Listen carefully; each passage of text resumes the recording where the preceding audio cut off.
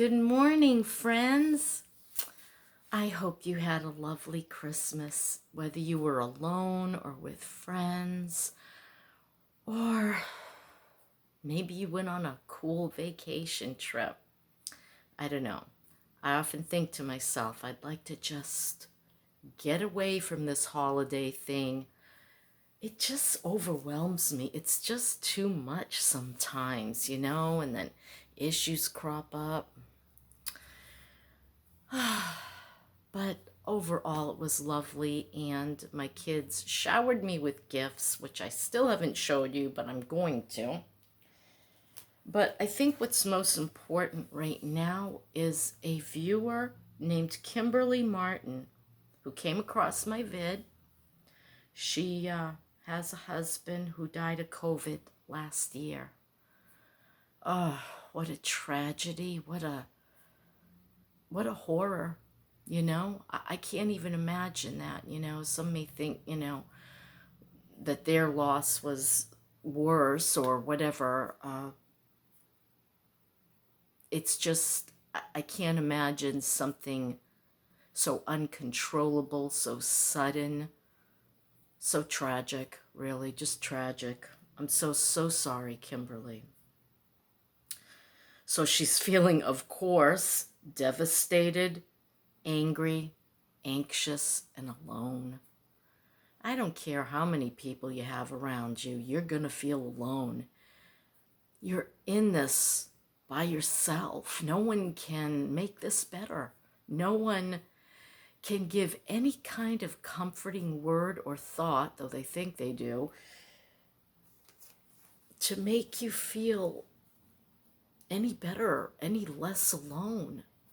You were with that person a long time.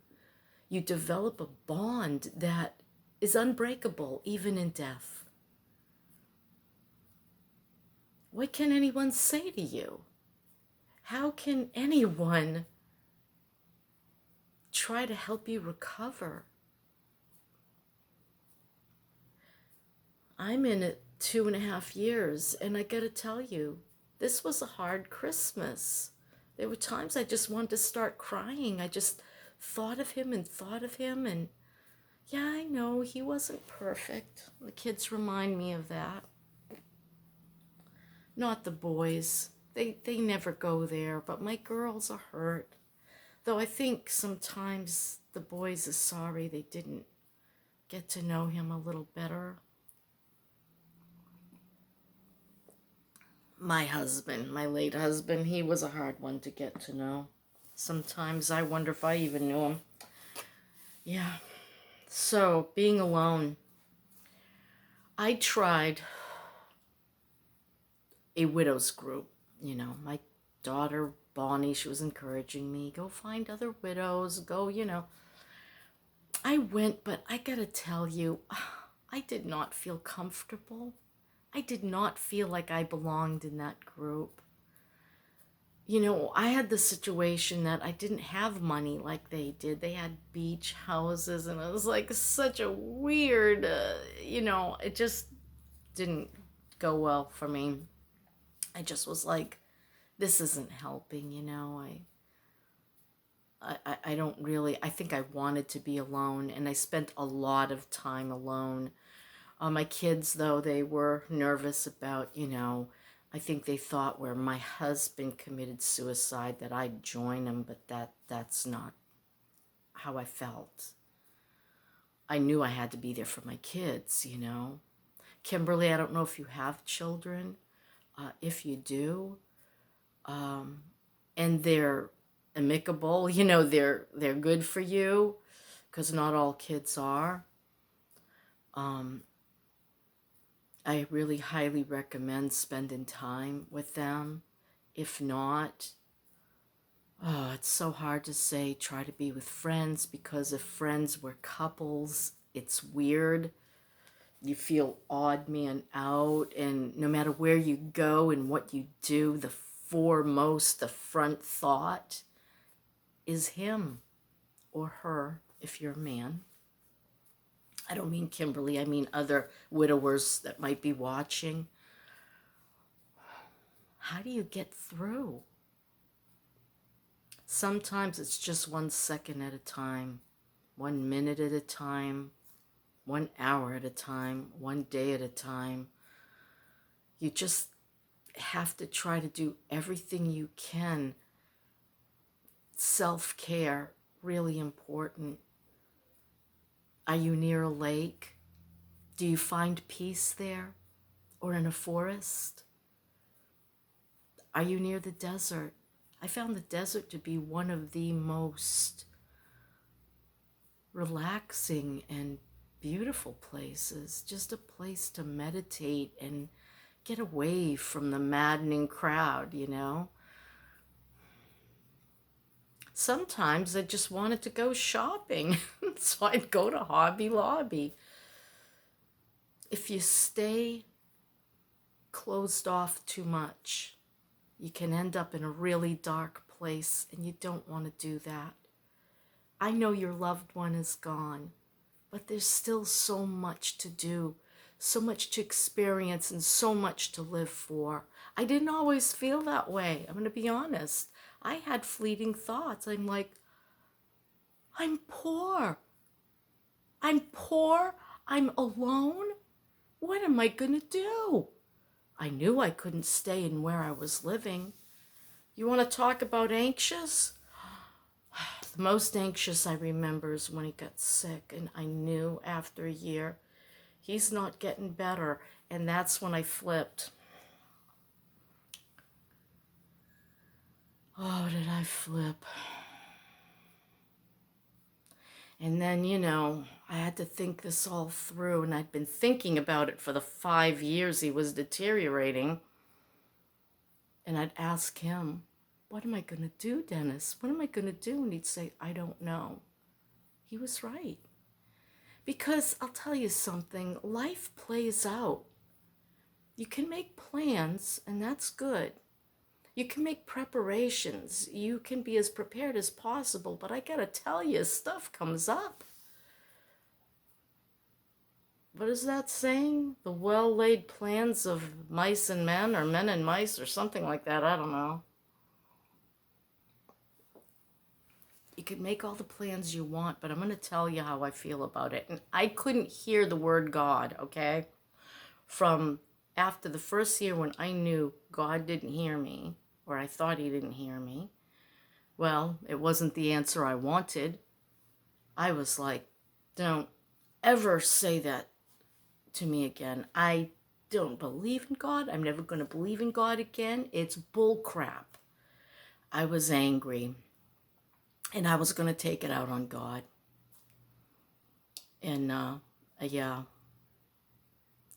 what do you do with all that rage?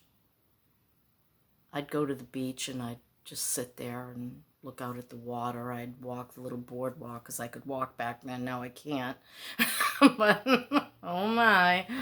I even took a trip up to Maine. I wanted to go to our honeymoon spot. It was, he died in July, and September was our anniversary. And I wanted to go back to Bar Harbor, Maine, where we had our honeymoon. Boy, has that place changed. I got there. I was heartbroken. I felt worse than ever. And I slept in my car. Yeah, because hotels are expensive. Oh, boy. Up there, they're expensive. And I drove back to, I think, a friend's house. I met her in my old stomping grounds where I had lived with Dennis for a while.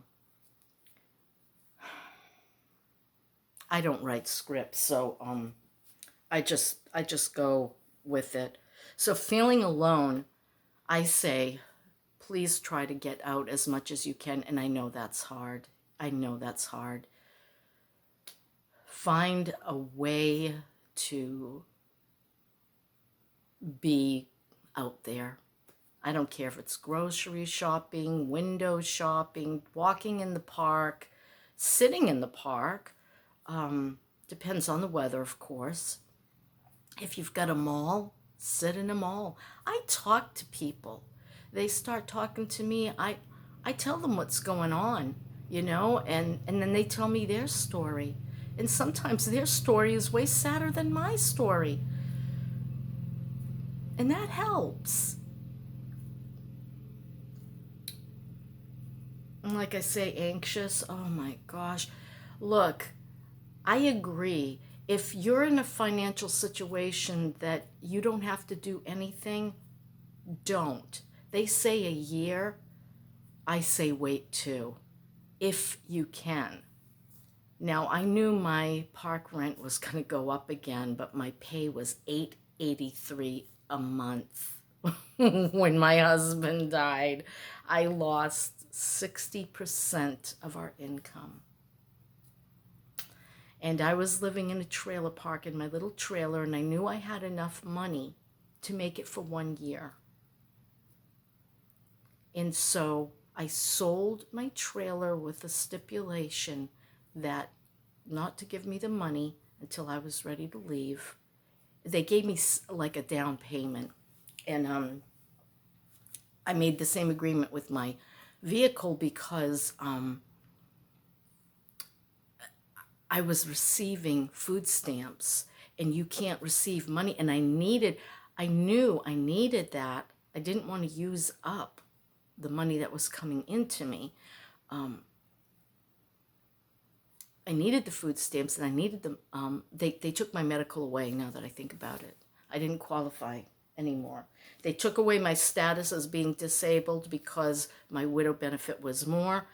The system is complicated, Kimberly. The system is complicated. I don't know how old you are, but look into, survivor's benefits if you're 60. If you have children, there's, Social Security for you and them. I don't know your age. I assume you might be my age because that's the majority of my viewers, but I do have some 40-year-olds and even some younger. Make lists. I'm a list maker. I have lists everywhere. I have notebooks everywhere. I just found more. And I write things down. Think about your life. Think about where you want to be at. It's you now, and you're so new to this, and it's hard. Take your time. If you can afford to take your time thinking about what you really want, because now with the price of homes and the lack of availability of homes, if you can stay put, stay put. Don't make any major decisions. There's some things I regret, and yet when I really truly look back at them, I say, you know what? If I hadn't sold my car and I hadn't sold my trailer, when my son needed help to start this new business, I wouldn't have been available for them, and they would have been taking out loans, which is a disaster in my opinion. So I was able to help them kickstart. And so I feel that was money well spent. And I try not to fear. Don't be afraid. In retrospect, you look back at things. Should I have done this? Should I have done that? If you really truly think about it, yeah, you probably should have. But if you can wait, and you said you lost him last year. I don't know if that was 6 months ago or a year ago. But holidays are hard. They're so hard. Oh, you want them to be here. You want them to have life, to enjoy it. I try to remember that he's probably having the time of his eternity since I made peace with God once again. And I think of him in beautiful places, traveling without plane or car, but still able to go from point A to point B. I don't believe we're all sitting around playing harps up there. Who knows what's out in the universe? They don't know. Who knows what's beyond our little dinky solar system? I know they found there's more. It probably goes on forever, and I believe our loved ones get to experience all that, you know? It's us that suffer here in the earthly realm, trying to get by without them. All the memories that flood in. You know, they were so accepting of us. They understood us. They knew us better than anybody knows us. I could tell my husband anything horrible that I did. I'd say, I just got to talk about this. This really bothers me. And he'd laugh and make it seem so trivial. I miss that. I'm sure you miss that. Angry, yeah, most certainly. Angry at the world. Even now. And I don't begrudge anyone their life, believe me. But how it hurts when I see a couple like in their 80s together, helping each other. They might be struggling a little bit, coming out of a restaurant, walking in a park. I'm like, why can't I have that? Why was that taken from me? Yeah. Then anger toward God. Not wanting to believe there's anything after this life. But before Dennis died, I asked him, please show me if there's life after death. You've got to show me, and you've got to make it big. And he said, if I can, I will, and he did. And at first I rejected it.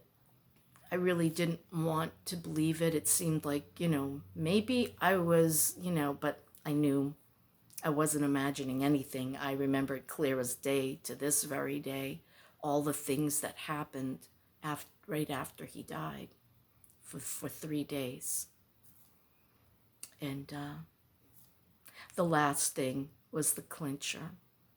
When he showed me in the clouds that he was kissing me goodbye, but he'd see me again, I knew at that point. But it took me a while to believe it.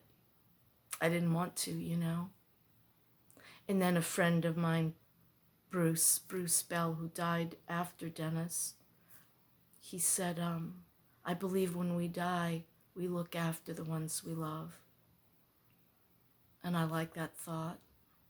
I believe that. There are times I know he's watching out for us. He's talking to the angels who talk to the face of God and ask. And just like it says here on earth, knock and the door will be open to you, seek and you'll find. I believe it continues in the afterlife. You have to knock on that door, you have to ask. And devastation, yes. Your whole world has changed. Your whole trajectory, we had hopes and plans. We were talking about retiring in a foreign country so we could retire early. We talked about working together. And then this incredible business has come up for my sons, and every time I watch them, I'm like, Dennis would have loved this. He would have been so involved. He would have been such a part of this. But that wasn't to be. And it hurts. And I still cry about it. It's still really hard 2.5 years later. It seems so unfair, so wrong, so foreign, that it just shouldn't be. And sometimes it feels like I'm in this bad dream and I can't wake up. Even now, even still. I love my little senior apartment that I think God and Dennis made sure I would get it before I lost my mind trying to live in a dinky little house with 5 other people. Oh, that was rough, guys. But God, he watches over me, and Dennis watches over me. That I'm sure of. So sure. And that's why I believe in God. And that's why I believe there's an afterlife. Because Dennis showed me, and I'm sorry, but there's been just too many coincidences in my life. The only miracle I'm waiting for now is for my van to be running top notch. And today I've got to go to the bank and get the money out to start the repairs on that and go buy a part. And yeah, it's worked out. Maybe it's not perfect, but I'm moving along in a good, orderly direction. Good, orderly direction. G-O-D, God. I don't care how you have to think of God in your mind. In AA, they said, let your higher power be the light bulb. You don't quite understand the workings of it, but you know it works. Try to hold on to something spiritual. I don't care what it is. Just hold on to something. Have faith in something. Have hope in everything. You're strong. You're capable and able. You're going to work this out. You're going to come out all right. You're going to be heartbroken. I'm still heartbroken. I haven't gotten over it. You got to move on. No, you don't. You don't have to move on. He can be there with you in your heart, mind, and soul every day. You can think of him. You can talk to him. I talk to Dennis all the time. All the time. I say, honey, I miss you. I miss you so much. I don't care if you weren't perfect. You were mine, and I wish I could have you back. I wish that every single day, but I can't have him back, and you can't have him back. And so I think now, going in my 3rd year, I'm trying to figure out what I want for myself in the future. I have just myself to think about now. Of course, I always put my kids first because that's just me. I want my kids to have better than I did, and if they can't find a babysitter, I'm going to babysit. Though there is hope, and I hope you pray for this. Maggie is meeting a new woman, taking her out to lunch on Monday, and hopefully she will be the domestic helper that we've been praying for. So everything works as it's supposed to. Everything just happens, Go with it. Do the best you can. If you have friends, go out to lunch. Go to Hobby Lobby and just look around. Even if you can't buy something, it's so much fun to look at the cute little things, and you never know what you might find on sale. And you may have a few dollars in your pocket, and you're going to want it. And that's okay. Don't beat yourself up, but make sure you pay your bills first, right? So, how long have I talked here? 23 minutes. Well, I think that better be all I say today because, oh my gosh, it takes so long to even download a 10-minute video. So this is probably going to take days.